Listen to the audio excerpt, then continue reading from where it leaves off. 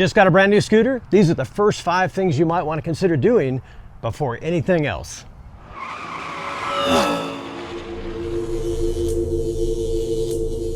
Hey guys, it's Steve from Scooter King, and if you just got a brand new scooter like we've got here, you might be super excited to get out and put some miles on it. These are the first 5 things you might want to consider doing before you do that, and actually before you do anything else. Now today we're working on one of the Solar P series scooters, but they're applicable for just about any kind of scooter. So these are the first 5 things I would do before I did anything else.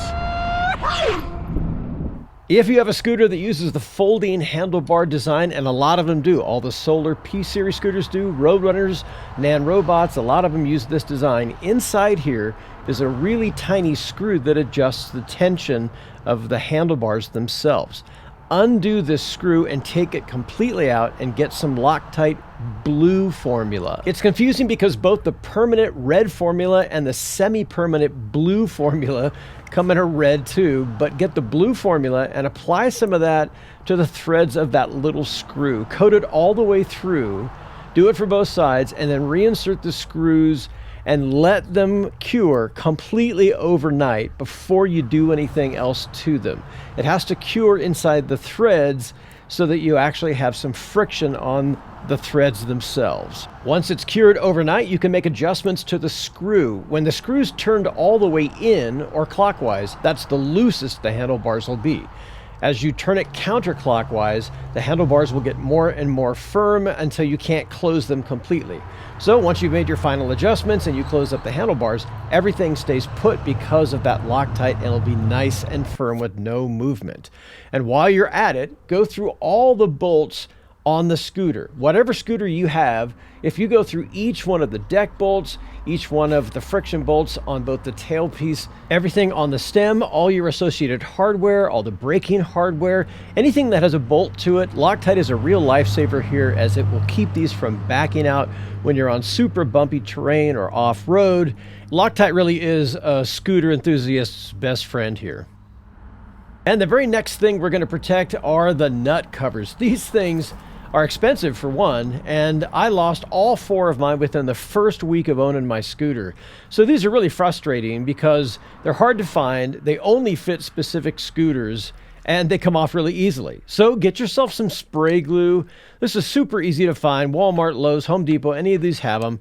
Pull the nut covers off of the actual nuts themselves, and then spray some glue on the inside of the nut cover itself and on the nuts themselves. You want to cover both sides, and you want to let them set up for a little bit, about 2 to 3 minutes each if you're in fairly warm weather, because these things get a lot of wear and tear. It's surprising how much you bang these things on or you scrape them on stuff.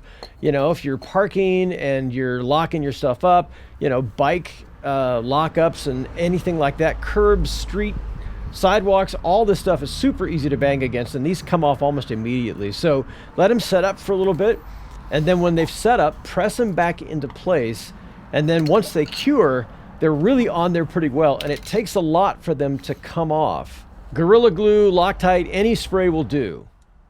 Next up is maybe one of the most important things if you're a new scooter owner, and that is to put some kind of tire sealant in your tires. Whether they're tubes or tubeless, this can really save you a ton of grief down the road because you're gonna get a flat eventually. You just will, and this stuff really helps to protect against that. It doesn't matter whether it stands or slime or whatever. First, deflate the tire and then remove the internal stem valve. That's easy to do, and most of the stands and slime products come with a little tool to do it. And then once that's removed, it's basically just an open passageway into the tire itself. So you fill up the little plunger with stands or slime or whatever, and then you just plunge that into the tire itself. Once the sealant's inside the tire, you simply replace the stem valve itself with that little tool that comes with your sealant, and then you just reinflate the tire and you're good to go. And it's remarkably effective even on tubed tires and tubeless tires both, and it will absolutely save you, especially if you keep your rear tire correctly inflated. Most flats are due to tires being improperly inflated.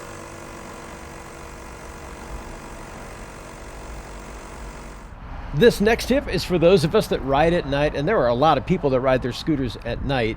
both for fun and for transportation. And the very first thing you're going to discover is that the on-scooter lighting that comes with your scooter isn't very effective. And there are some scooters out there with better lighting, or maybe they have dual headlights, but even those in the pitch black especially aren't super effective. So adding additional lighting to your scooter, especially up where your vision is or closer to it, up on the handlebars, makes a huge difference than just trying to use the on-scooter lights by itself, especially if your scooter only has one light and it's a really narrow beam. So here is an example of what most average scooter lights look like right out of the box. This is a single beam headlight, and even if you face it farther up the road, it doesn't cover very much.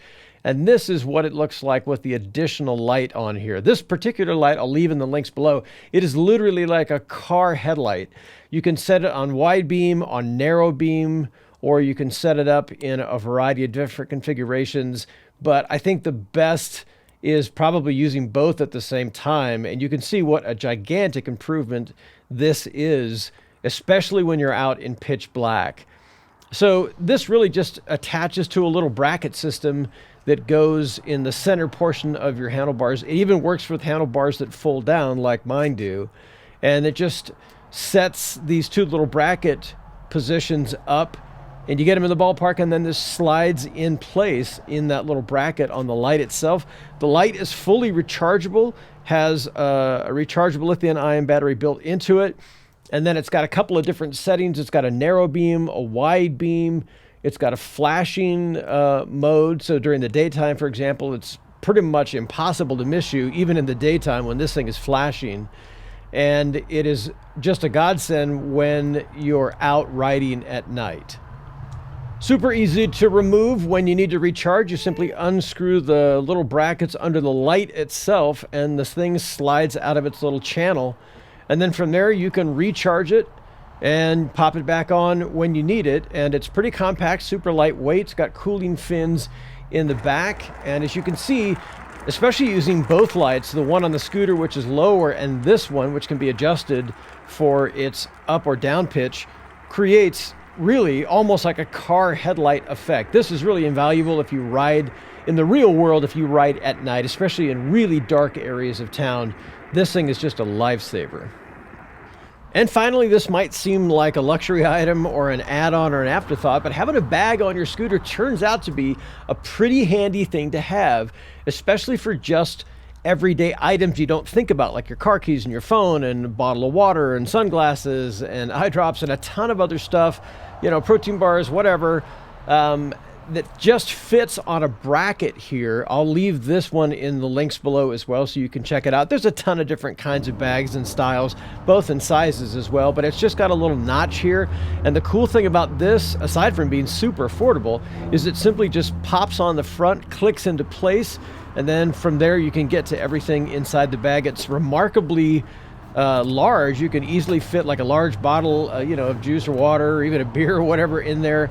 And then when you're going into the store, it just pops off so you can take it with you if you want to and you don't want to leave it on your scooter.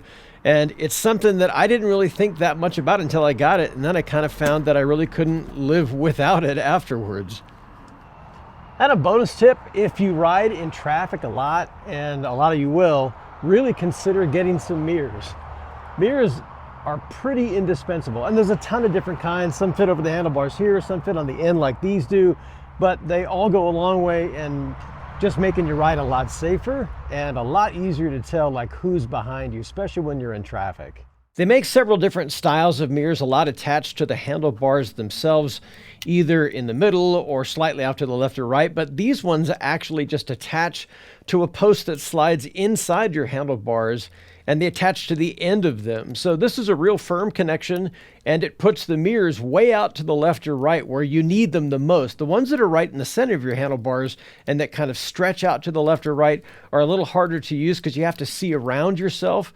These are a lot easier because they attach directly to the end of your handlebars. If you have the kind of grips that don't have the ends open like these, then the ones that attach to the bars a little further in may be of help to you. This actually is pretty slick because these bend in when you're storing it so you don't tear them up. So that's my top 5 things I think you should do on pretty much any scooter And certainly if you have one of the Solar P-Series scooters, when you're just starting out, it'll make your ride so much nicer and a lot safer, and save you a lot of headaches down the road. So hey, if you learned something or if this was helpful in any way, please consider hitting the subscription and notification bells. It helps keep a new channel like this going and helps me make more videos like this.